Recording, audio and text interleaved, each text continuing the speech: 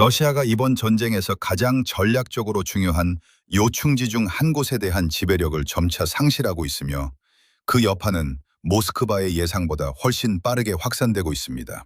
지난 수년간 크렘린궁은 크림반도에 항상 군수물자를 보급하고 병력을 증원하며 러시아 본토와 연결 상태를 유지할 수 있다는 근본적인 가정하에 우크라이나에서의 군사 전략을 수립해왔습니다. 그러나 현재 그 가정은 무너지고 있습니다. 보급선은 공격받고 있으며 연료는 고갈되고 있고 모스크바가 수년간 구축하고 방어해온 이동 경로들은 우크라이나의 공격으로 체계적으로 해체되는 중입니다. 이는 단순한 전장의 소규모 변화가 아니라 남부 전선에서 군사력을 유지하려는 러시아의 능력 자체를 뒤흔드는 물류 위기이며 매주 악화되고 있습니다. 이 사태의 심각성을 이해하기 위해서는 지난 2014년으로 거슬러 올라가야 합니다. 러시아가 우크라이나로부터 크림반도를 불법 합병했을 당시 반도는 러시아 본토로부터 완전히 고립되었습니다. 도로도 철도도 직접적인 물리적 연결 통로도 없었기에 모든 물자는 해상이나 항공으로만 수송되어야 했습니다.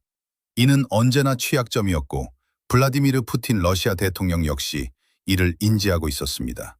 이에 따라 크렘린궁은 문제를 해결하기 위해 수십억 달러를 투입했습니다. 그 결과물이 바로 러시아 타만반도와 점령된 크림반도를 연결하는 19km 길이의 거대 공학 프로젝트인 크림대교, 일명 케르치 해협 대교였습니다. 건설에는 약 36억 달러가 소요되었으며 2018년 개통 당시 푸틴 대통령은 세계에 크림반도가 이제 영구적인 러시아 영토임을 과시하는 정치적 연출의 일환으로 직접 트럭을 몰고 다리를 건너는 모습을 방송에 노출하기도 했습니다. 이 다리는 단순한 기반 시설을 넘어 크림반도에 대한 러시아의 지배력을 상징하는 표상이었으며 그곳에 주둔한 러시아 군대를 보급하는 핵심 동맥이 되었습니다. 이후 2022년 2월 우크라이나 전면 침공이 시작되면서 모든 상황이 급변했습니다. 러시아는 크림반도를 남부 공세의 주요 발판으로 삼았습니다. 병력은 반도에서 나와 헤르손과 자포리자 방향으로 진격했고 크림반도 내 공군 기지에서는 미사일이 발사되었으며 흑해에서는 군함들이 우크라이나 도시들을 향해 포격을 가했습니다. 크림반도는 러시아의 후방기지이자 군사 허브, 그리고 남부전선의 물류뼈대 역할을 수행했습니다. 바로 이 때문에 우크라이나는 크림반도를 끊임없이 타격할 확실한 명분을 갖게 되었으며 크림대교는 우크라이나군의 가장 중요한 군사 목표 중 하나로 부상했습니다. 단순히 다리가 수송하는 물자 때문만이 아니라 이를 파괴하는 것이 지닌 전략적 의미 때문이었습니다.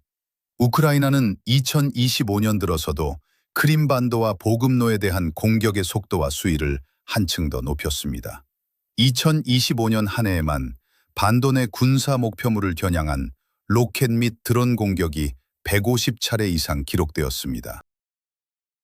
페오도시아, 그바르데이스코에, 비드노에, 심페로폴 인근의 유류 저장소가 반복적으로 화염에 휩싸였으며 크림반도에 기반을 둔 러시아 해군 항공대 역시 심각한 손실을 입었습니다. 팬텀으로 명명된 우크라이나 정찰 드론에 의해 최소 2대의 BE 출비부 양육 비행정과 3대의 AN-26 수송기, 7대의 MI-8 헬기, 1대의 KA-27 함재 헬기, 그리고 미그-29 전투기 1대가 파괴되었습니다. 우크라이나 보안국은 사키 비행장에서 SU-30 전투기 1대를 완파하고 추가로 다른 항공기들에도 피해를 입혔습니다. 러시아는 크림대교의 기능 저하를 만회하기 위해 타간로크와 세바스토폴을 잇는 철도 노선의 복구를 시도했으나 해당 노선의 첫 운행 열차가 우크라이나의 공격을 받았습니다. 이 지역에서는 러시아 철도 기반 시설을 겨냥한 3차례의 추가 사보타주 작전도 함께 기록되었습니다. 우크라이나는 2022년 10월 크림대교를 처음으로 타격했습니다. 도로 위에서 트럭 폭탄이 폭발하여 다리 일부가 붕괴되었고 철도 구간에는 화재가 발생했습니다. 러시아는 신속하게 보수 공사에 나섰으나 구조적, 심리적 타격은 이미 가해진 뒤였습니다. 푸틴 대통령이 무너지지 않는 러시아 권력의 상징으로 찬양했던 다리가 전 세계가 지켜보는 앞에서 폭파된 것입니다. 이어 2023년 7월 우크라이나는 두 번째 공격을 감행했습니다. 각각 850kg의 폭약이 탑재된 특수 설계 해상 드론 시베이비 2대가 다리 아래에서 폭발하면서 도로교량 한 구간이 완전히 무너졌고 철도 운행이 중단되었습니다. 이 공격으로 민간인 2명이 사망했습니다. 러시아는 다시 다리를 보수했으나 전략적 셈법은 근본적으로 바뀌었습니다. 바실 말렵 우크라이나 보안국장은 우크라이나의 공격 이전에는 무기와 탄약을 실은 열차가 하루에 42대에서 46대까지 다리를 건넜으나 공격 이후에는 하루 단 4, 5대로 급감했다고 밝혔습니다. 그마저도 4대는 여객 열차였고 1대는 소비재를 운송하는 열차였습니다. 다리의 군사 보급 기능이 사실상 무력화된 것입니다. 이후 2025년 6월 3일 우크라이나는 크림대교를 향한 세 번째이자 가장 대담한 공격을 실행했습니다. 새벽 4시 44분 우크라이나 보안국은 수개월 동안 요원들이 다리 교각 인근에 설치해둔 수중 폭약들을 폭발시켰습니다. 이번 작전은 수중 폭약들을 폭발시켰습니다. 이번 작전에는 TNT 1100kg 상당의 수중 폭약이 사용되었으며 수면 아래에서 구조물 기초를 직접 타격했습니다. 폭발 직후 통행이 중단되었고 러시아 텔레그램 채널들에는 혼란이 확산되었으며 우크라이나는 공격 당시의 영상 증거를 공개했습니다. 크렘린궁은 폭발 사실을 인정했으나 드미트리 페스코프 대변인은 다리가 완전히 정상 작동 중이며 아무런 피해도 입지 않았다고 주장했습니다. 하지만 위성 사진을 분석한 독립적 조사 결과는 달랐습니다. 수중 구조 지지대가 심각하게 훼손되었으며 다리 자체의 장기적인 안정성에 대한 심각한 의문이 제기되었습니다. 당일 저녁 표면적인 통행은 재개되었으나 군사 분석가들과 엔지니어들은 교량 기초에 가해진 반복적인 타격으로 구조적 손상이 누적되어 임시 보수만으로는 해결할 수 없는 상태에 이르렀다고 경고하기 시작했습니다. 이 같은 현장 상황은 러시아 본토와 크림반도를 연결하는 유일한 고정 물리적 통로가 이제 심각하게 저하되었음을 의미합니다. 현재 크림대교는 중량 군사물자를 안전하게 운송할 수 없는 상태입니다. 보고서들에 따르면 러시아는 이전 공격들로 인한 손상 때문에 이미 2025년 6월 타격이 있기 훨씬 전부터 전선으로 군사장비를 이동하는데 크림대교를 사용하는 것을 중단했습니다. 한때 하루에 수십 대의 군용 열차가 오가던 다리는 이제 주로 민간 차량과 가벼운 여객 수송용으로만 사용되고 있습니다. 러시아군에 있어 이는 막대한 문제입니다. 크림반도에는 여전히 대규모 병력과 방공 시스템, 탄약고, 군사 기반 시설이 집중되어 있으며 이 모든 것들의 보급이 지속적으로 이루어져야 하기 때문입니다. 모스크바는 이 문제를 예상하고 해결책을 모색해왔습니다. 2022년 공세를 통해 헤르손, 자포리자, 도네츠크의 넓은 영토를 장악한 크렘린궁은 점령한 우크라이나 영토를 거쳐 러시아와 크림반도를 연결하는 지상 보급로, 즉 육상 회랑을 구축할 기회를 포착했습니다. 이 경로는 러시아 로스토프 지역에서 출발해 점령지인 마리우폴, 베르덴스크, 멜리토폴, 헤니체스크를 거쳐 크림반도 북부 진입로인 페레코프와 촌가르에 도달합니다. 러시아는 점령된 남부 지역을 관통하는 새로운 철도 노선과 도로 기반 시설을 건설하며 이 회랑에 막대한 자금을 투자했습니다. 러시아 언론들이 새로운 아조프해 노선이라고 묘사한 이 경로를 따라 화물 열차가 운행되기 시작했습니다. 한동안 이 육상 회랑은 케르치 대교가 공격을 받더라도 보급을 지속할 수 있는 모스크바의 예비 생명선 역할을 수행했습니다. 그러나 우크라이나는 이 회랑이 무사히 유지되도록 방치하지 않았습니다. 우크라이나의 드론 공격은 한층 더 정밀해진 타격 능력과 도달거리로 이 지상 보급로를 조준하기 시작했습니다. 2025년 5월에 이르러 러시아 군사 블로거들 사이에서는 공포 섞인 경고가 공개적으로 흘러나왔습니다. 공식 국영 언론보다 전장 현실을 더 솔직하게 평가하는 경향이 있는 러시아 텔레그램 채널의 보고서들은 우크라이나 드론이 전선 후방 160에서 200km까지 날아와 타간로크에서 마리우폴, 베르덴스크, 멜리토폴, 헤니체스크로 이어지는 고속도로를 타격하고 있다고 전했습니다. 한 친러시아 성향의 전쟁 블로거는 이러한 드론 공격을 군사 및 민간 물류 모두에 극히 경고등이 켜진 신호라고 묘사했습니다. 또 다른 블로거는 핵심 고속도로 인근에서 불타버린 유조차 영상을 보여주며 이제 이곳은 더 이상 후방도로가 아니라고 단언했습니다. 우크라이나 특수작전부대는 일주일 동안 조율된 드론 캠페인을 전개해 이 회랑을 연하는 물류 기반 시설을 집중 타격했으며 점령된 도네츠크와 자포리자의 무기고, 연료 저장소, 물류 허브들을 파괴했습니다. 북쪽에서 크림반도로 진입하는 유일한 지상 통로인 좁은 페레코프와 촌가르 교량 역시 반복적으로 타격을 입었습니다. 결과적으로 러시아가 크림반도로 향하는 두 가지 주요 보급로인 케르치대교와 남부 육상 회랑은 모두 심각하게 손상되었거나 지속적인 위협하에 운영되고 있습니다. 케르치대교는 더 이상 의미 있는 규모로 군사 화물을 실어 나를 수 없으며 육상 회랑은 우크라이나 장거리 드론의 지속적인 공격으로 인해 안전한 후방도로에서 활성화된 교전지역으로 변모했습니다. 예루살렘 전략 포럼의 분석가들은 2025년 상황을 검토한 뒤 러시아가 크림반도 내 군사태세를 유지하는 데 필요한 규모로 병력을 원활하게 보급하거나 순환 배치하는 것이 불가능하다는 결론을 내렸습니다.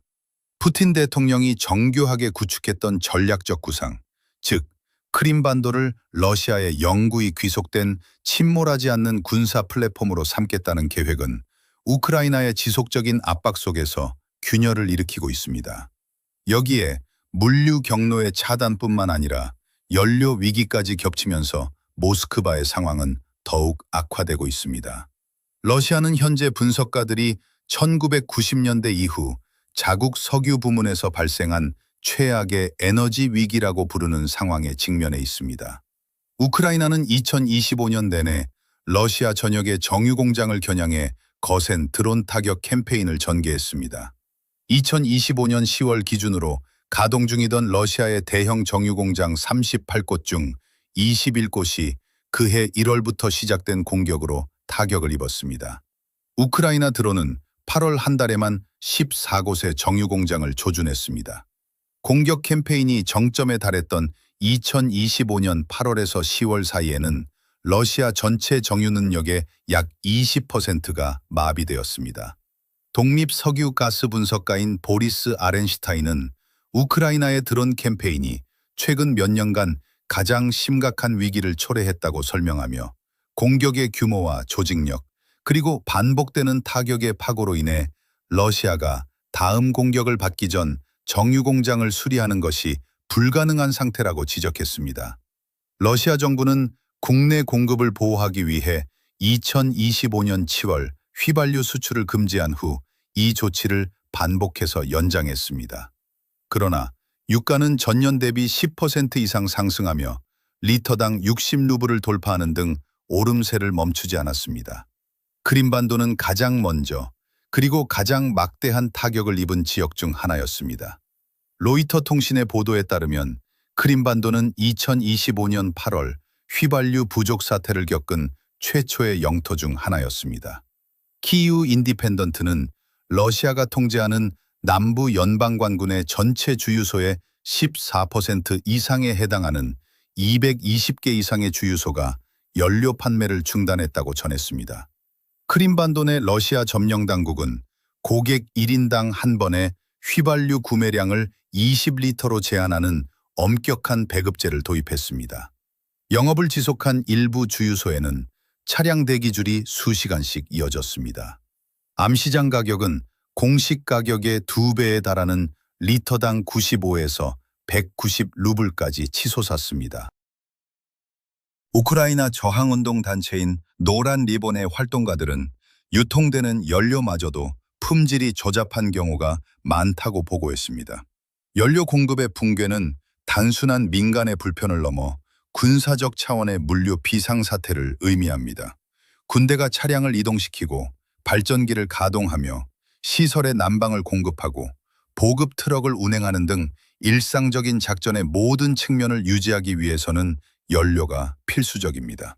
민간인을 대상으로 연료 배급제가 실시될 정도로 공급이 부족해지면 군대가 가용한 공급량을 독점하게 되며 그 군사 보급마저도 압박을 받게 됩니다.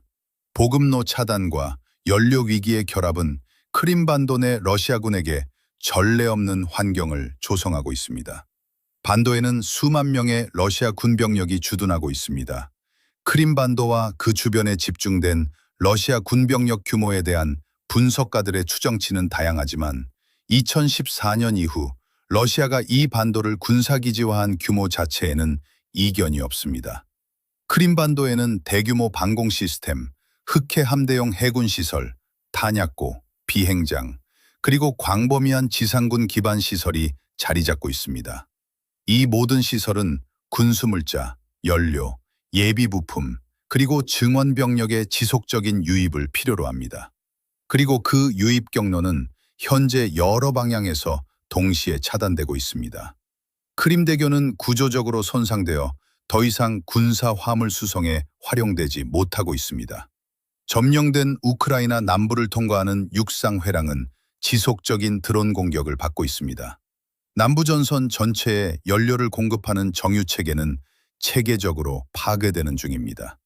여기에 더해 해상을 통해 크림반도에 물자를 보급할 수 있었던 러시아 흑해 함대는 기함인 순양함 모스크바함을 포함해 함정의 30% 이상을 우크라이나의 타격으로 상실했습니다.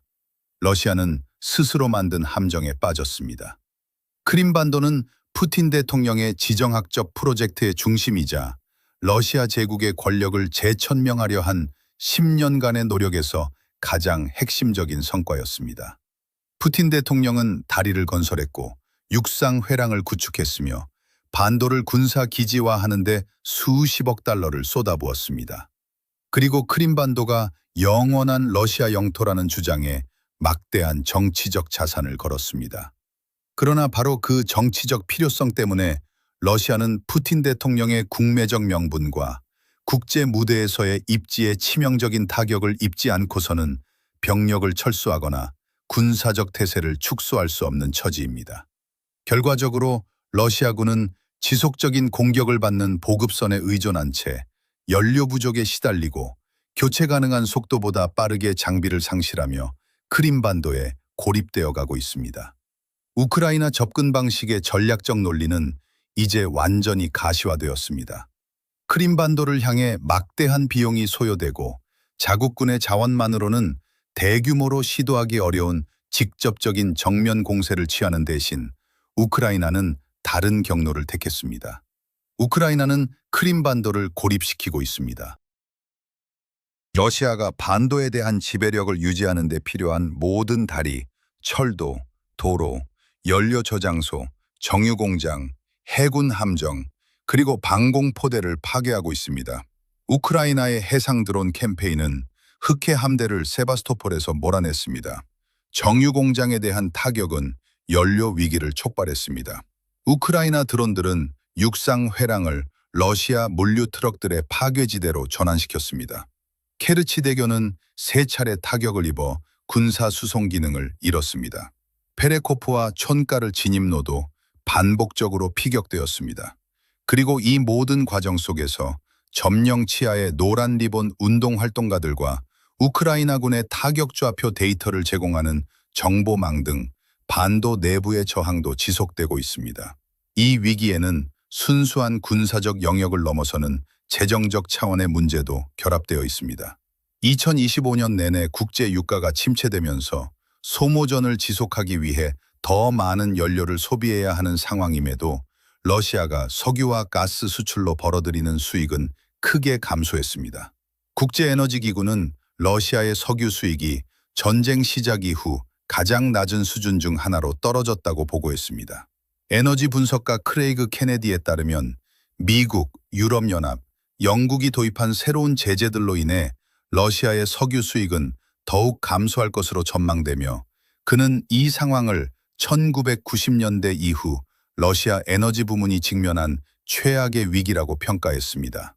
러시아는 전쟁에 더 많은 돈을 지출하는 동시에 주력 수출품으로부터 더 적은 수입을 거두고 있으며 정유 능력을 상실하고 자국 통화와 예산에 가중되는 압박을 목도하고 있습니다. 파괴된 기반 시설을 재건하고 손실된 장비를 교체하며 수십만 명의 병력의 보급과 급여를 유지하기 위한 재원을 마련하기가 점점 더 어려워지고 있으며 이러한 재정적 압박은 결국 전장에서도 고스란히 나타나게 될 것입니다. 우크라이나 전쟁은 본질적으로 물류전쟁이었습니다. 러시아는 압도적인 병력과 장비, 화력으로 우크라이나를 제압할 수 있다고 믿었습니다. 이에 대한 우크라이나의 해법은 그 막대한 물량을 지탱하는 시스템을 공격하는 것이었습니다. 다리를 치고 철도를 치고 정유공장과 보급기지, 페리선과 함대를 타격하는 전략입니다. 모든 연료와 탄약, 예비 부품의 수송을 더 어렵고 값비싸게 만들며 병력에 도달하기 전 파괴될 확률을 높이는 것입니다. 크림반도에서 이 전략은 현재 눈에 보이는 측정 가능한 결과를 낳고 있습니다. 다리와 육상 회랑, 연료 공급과 방공망, 해군 함대에 가해지는 압박이 고조됨에 따라 이제 질문은 크림반도 내 러시아의 진지가 지속 가능한가가 아닙니다. 질문은 모스크바가 누적되는 손실의 무게를 견디지 못하고 크렘린궁의 그 누구도 직면하고 싶지 않았던 결정을 내리기까지 얼마나 더 버텼을 수 있는가로 향하고 있습니다.